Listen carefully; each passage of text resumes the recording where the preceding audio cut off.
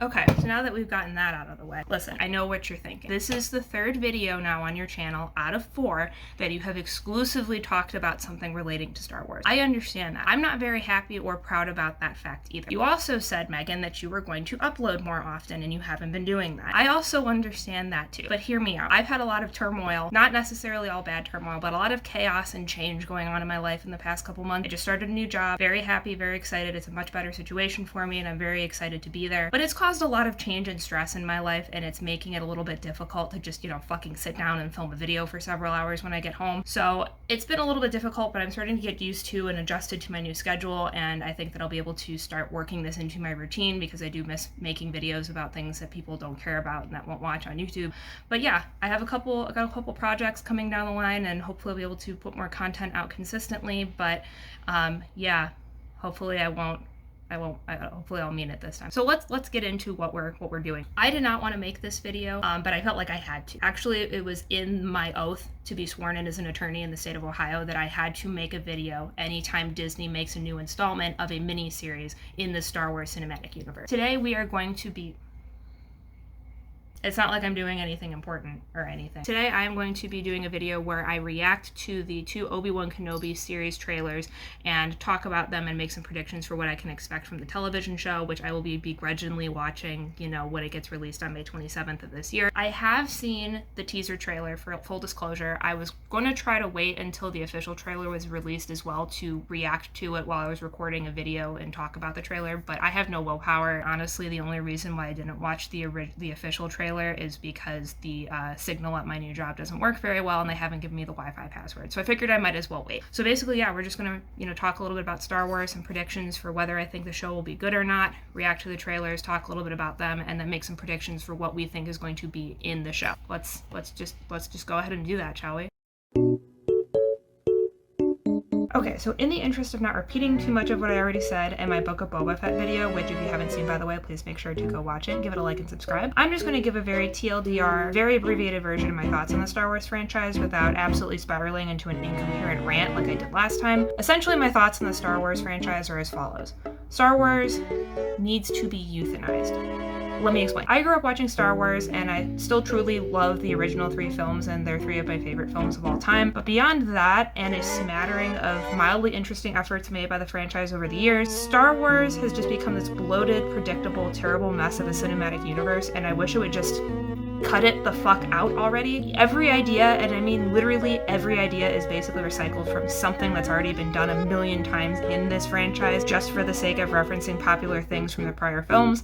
There is absolutely no effort whatsoever to make new interesting stories or characters. I mean, for a franchise that prided itself and made a name for itself on being creative and innovative and cutting edge in the film universe, this is some of the most boring, predictable, banal shit that I have seen in film in a very long time. I think the biggest problem with Star Wars as of late is that everything deserves a story made about it. Everything needs to have this convoluted explanation assigned to it. And I don't think it's because they're making an effort to do some world building, but it's more because shoehorning in fan service is easier than writing an actually entertaining and compelling story.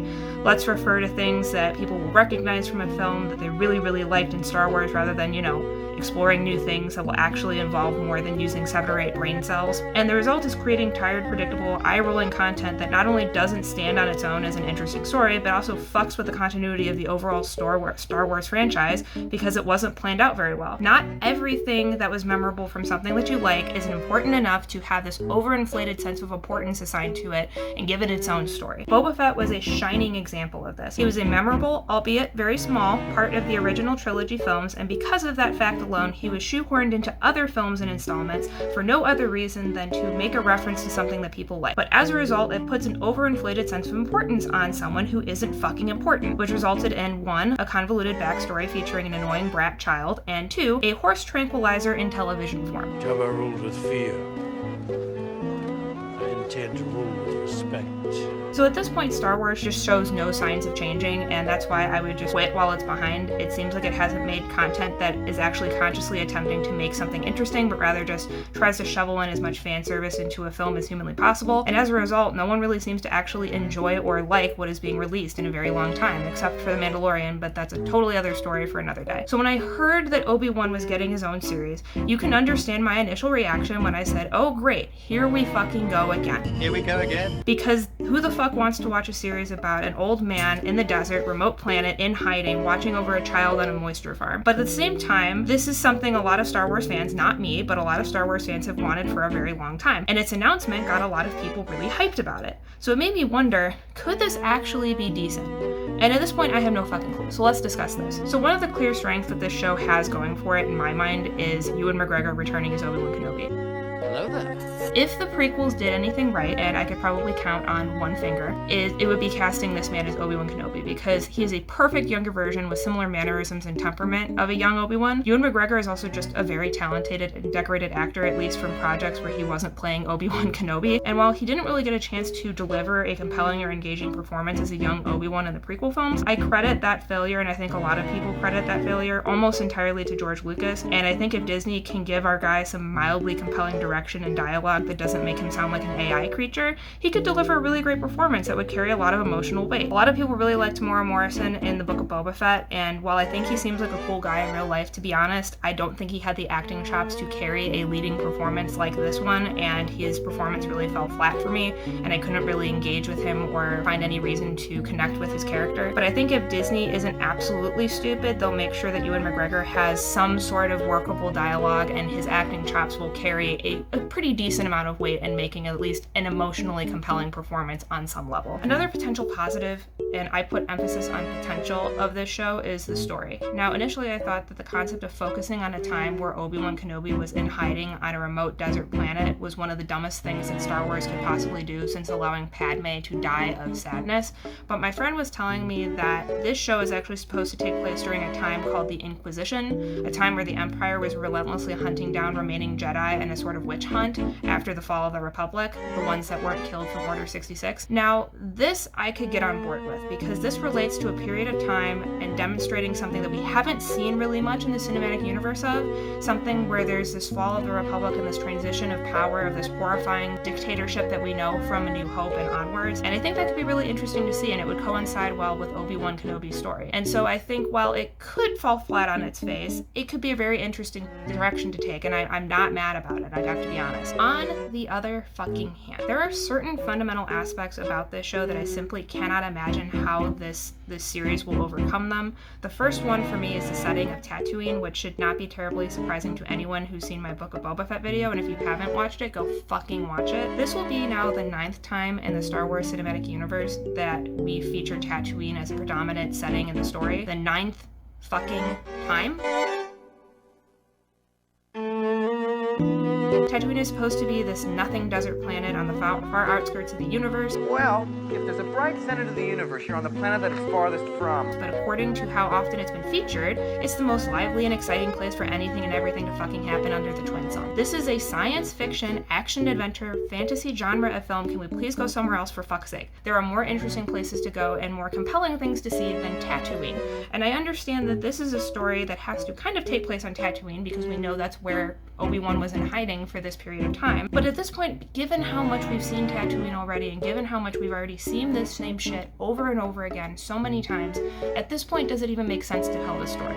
I also have some massive reservations about Darth Vader's involvement in this show. I don't think I'm alone in saying that the original films are precious to me, and that if Disney keeps fucking with them, I'm going to have to go down to Florida and throw hands with somebody at the happiest place on earth. So when it was confirmed a few months ago that Hayden Christensen was returning to play Darth Vader as a series lead, while a lot of people were really stoked about this, I was, let's just say, cracking my knuckles. Because I know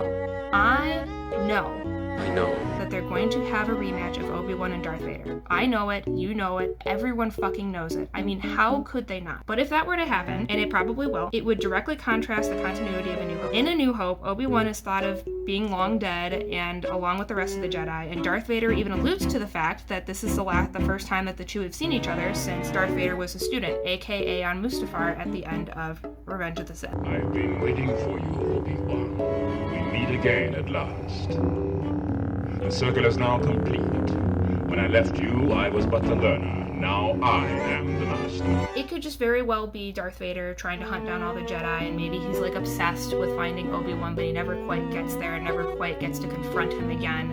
And maybe in A New Hope it will be the first time they see each other since Mustafar. Maybe that can happen, but I don't fucking trust it. So, do I think it will be good? I have no idea. But this is something that fans have been asking for a very long time, not me. And I'll be curious to see how people react to it. I mean, no one's really liked anything Disney has done for a very long time, at least with the Star Wars films, so I don't really know what to expect, but I will be curious to see, and I guess to give us a little bit more insight into what we can expect, let's take a look at the trailer. I have my iPad here with me. I have everything all queued up, so we're going to go ahead and start watching the teaser trailer, which I have seen, but I want to, watch it again just to get my full thoughts and reactions to everything, even though I'm reacting to something I've already seen before. But whatever, it's fine. Let's get started. Okay. Already sand. The fight is done. We lost. I was joking before when I said, what is the show going to be about? Him literally just being in hiding. But like so far that seems to be what we're getting.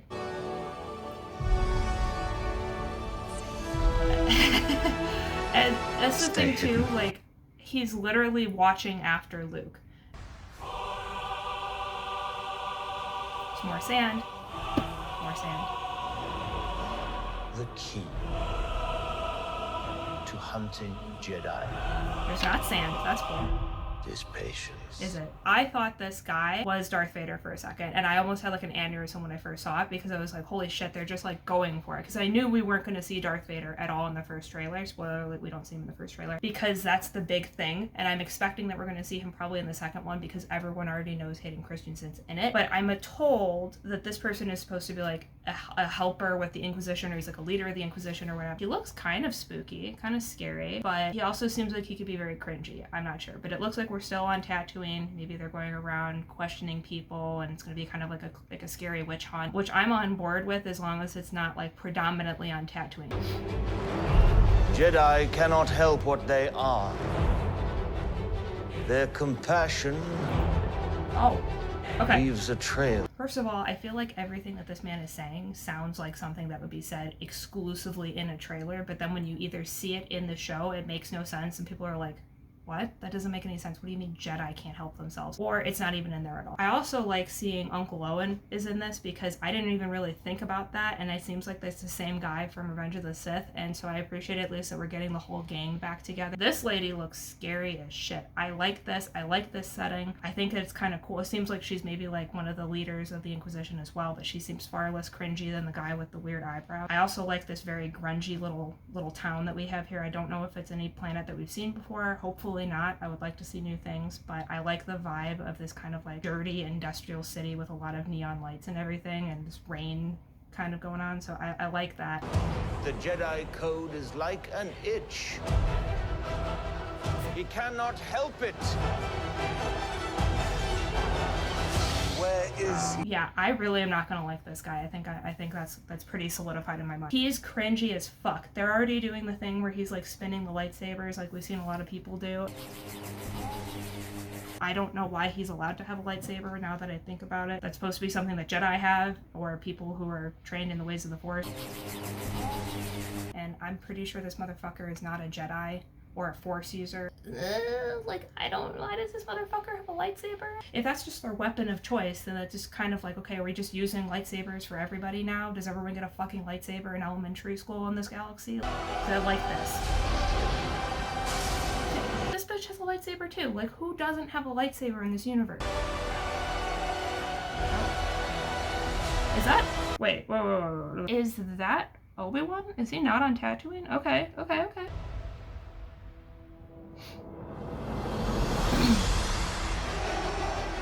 Okay, so we hear the Darth Vader breathing. Not terribly surprising. Overall, first trailer, pretty standard. It's giving us a little flavor of what to expect. We see Obi-Wan, he doesn't really say a whole lot. I think it establishes what it's going to be about, this witch hunt situation, the Inquisition, and that excites me. Overall, when I first saw this, I was kind of like, okay, yeah, that looks okay.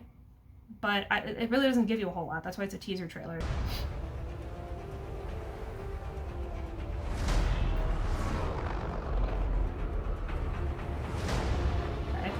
Same spot. They're coming. Okay, so this guy looks like he's dressed like Darth Vader, so maybe he's like another, maybe they are Sith Lords, I don't know, I'm not entirely sure. Or we will not survive. Oh, it's the same shit I've seen before. Leave us alone. When the time comes, he must be trained. Like you trained his father. Wait. That's funny. Okay, hold on. Let's go back. That is the biggest burn I've ever seen since Owen's corpse body. When the time comes, he must be trained. Like you trained his father. Emotional damage. He's gone.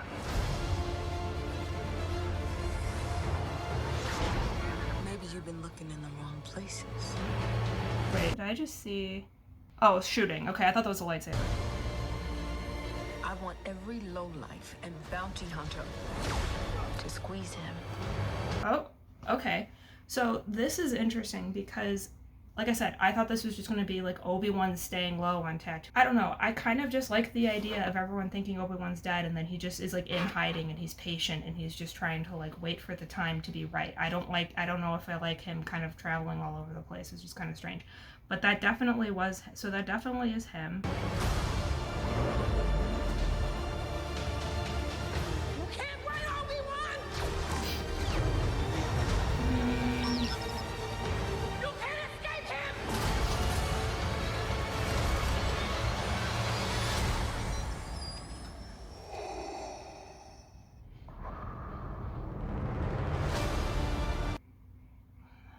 I hate it. Okay, let's go back and talk about this. First of all, Obi-Wan using a blaster. Obviously, we have to refer to the fact that he doesn't like using blasters, so of course the fan is using a blaster. So uncivilized. Her lightsaber looks fancy. So like, it looks like it's almost like a pirate sword. Like it's got like the little thing on it, which I kind of like aesthetically, but if that's the only purpose for her having a lightsaber, like literally if they don't confirm her as being a Force user and she just has a fucking lightsaber, I'm gonna be pissed.